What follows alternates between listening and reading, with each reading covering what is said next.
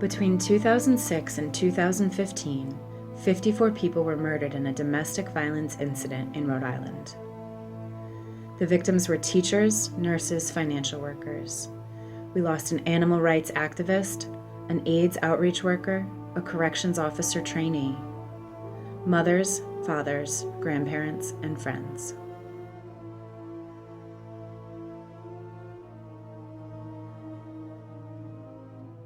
The Rhode Island Coalition Against Domestic Violence began tracking domestic violence homicides in 1980. Many things have changed in the decades that followed, but the dynamics of perpetrators using fear and violence to gain power and control over the people close to them have remained the same. On February 25, 2016, the Coalition released a report about the domestic violence homicides that occurred in Rhode Island over the last 10 years.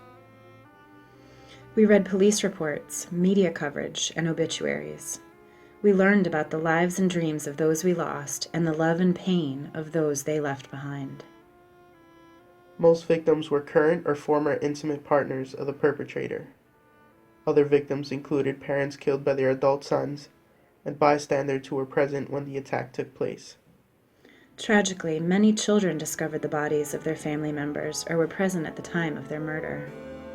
This experience will stay with these children for the rest of their lives.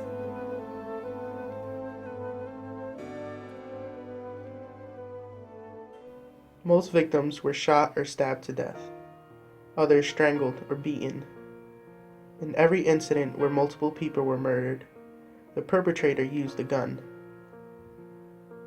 In many of these cases, risk factors were present. More than half of the victims had left or were trying to leave the relationship. Many victims were being stalked, and about half of the perpetrators had been arrested for domestic violence before killing their victims. We know that the victims' lives were so much more than these horrible endings.